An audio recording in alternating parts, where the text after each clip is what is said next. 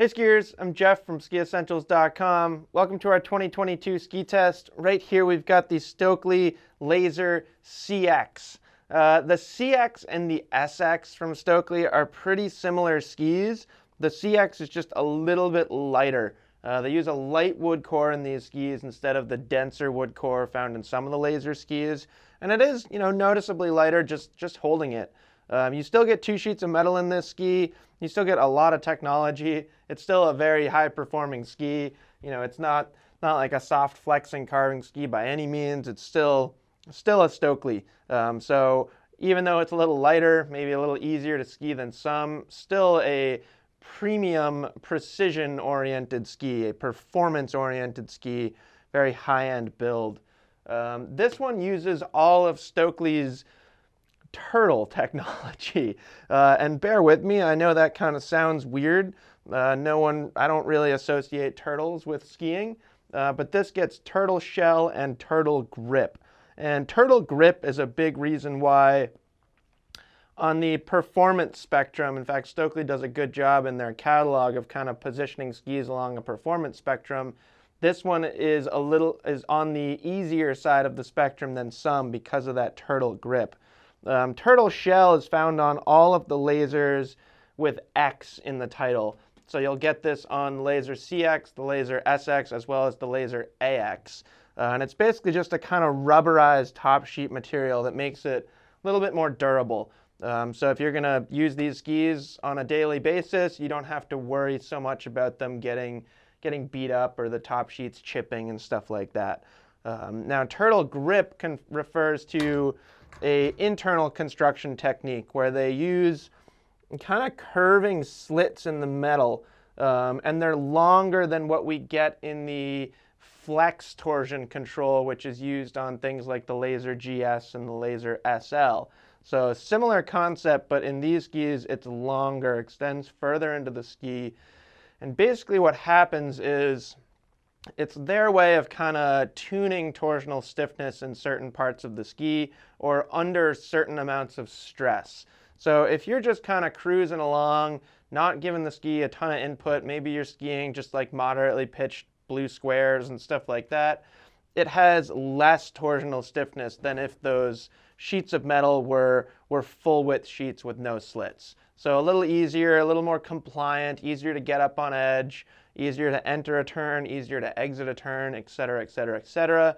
As things get steeper, as the snow gets firmer, as your edge angles get higher, as speed increases, those 2 sheets of metal that are technically separated from each other by those kind of curving slits, they actually connect, they interlock and become essentially one sheet of metal. So then you build more torsional stiffness, which is a really cool concept. The harder and harder you ski it, the better and better it's going to hold its edge, the more supportive it's going to feel. So its performance kind of increases as skier input, speed and power and all those things, as those things increase. So it's a really cool concept, and that's basically why Stockli kind of positions it a little further to the right or to the easy side on their performance spectrum. But again, all of Stockli's skis, especially the lasers, are very, very precision-oriented skis. Very, very, very strong performing skis. This ski has a 69 millimeter waist width. This 170 centimeter length has a 14.1 meter turn radius. So really nice shape as just a kind of everyday carving ski. Or maybe you don't ski it every day, but it's your go-to carving ski. Maybe you're not using it in a race course. You could. I think there are better skis from Stockli if you're using it in like a recreational race league, like a beer race league or a ski bum league or whatever they call it at your mountain. There may be some better options within Stockli's line for you. But maybe you're more, you've dialed back your aggressiveness over the years. You're not quite as strong, or you just don't want to ski that hard. You just want to have fun.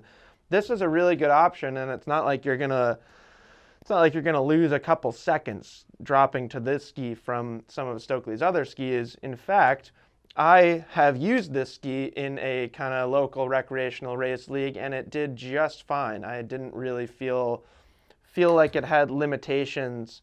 I've thus moved to a stronger ski since then, but I had no major issues using the Laser CX. And to its benefit, after those races were over, I generally kept skiing it. Whereas now, after those races over, the ski that I have for those races typically goes straight back into my car and I get something else because the ski is a little bit less well-rounded than this ski, less easygoing. Still not really something I would recommend taking off trail. Stockli has wider lasers like the AX and the AR. If you're looking for a carving ski to take off trail, I would recommend those.